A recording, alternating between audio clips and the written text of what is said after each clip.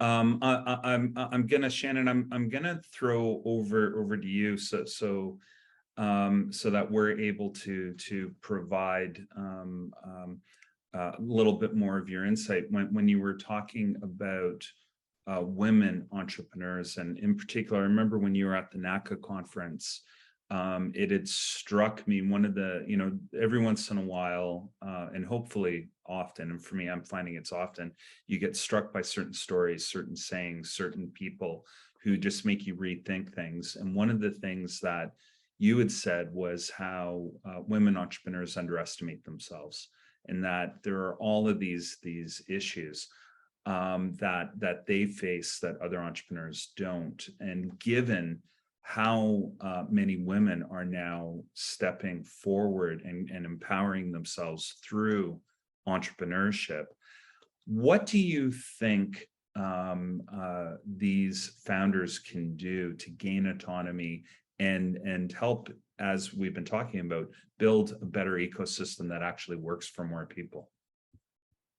Well, thank you again for that question. And I guess it goes back to what I have seen in the work that I do is just the power again of community. And I think this is where, when we think about creating programming that is specific for Indigenous women and giving them not only a culturally safe place to explore their ideas and their visions for what they want in their companies, but also giving them role models and mentors and education to help bring this along. I mean, Indigenous women have been entrepreneurs and innovators for forever. I mean, it's always been part of who we are. And, when I think about how colonialism has really had a profoundly negative impact on Indigenous women in particular, we have higher poverty rates. We see more, you know, I'll just leave it maybe at poverty rates, but like lower education, like bigger health concerns. We've got missing and murdered Indigenous women. And so there's a lot of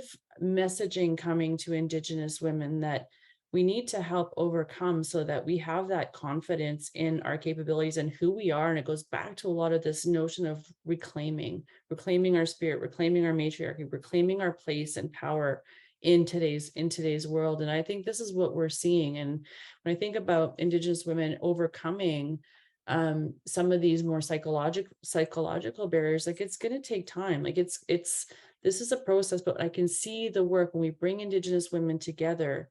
I can see the confidence growing. Again, financial literacy is a huge component to this because it shapes every decision that we make in our companies. For any entrepreneur, comes with a financial consequence. But when we start to normalize the conversation about money, start normalizing again this conversation about women having a rightful place in the economy, I think that's going to be a huge piece of this picture, Barry.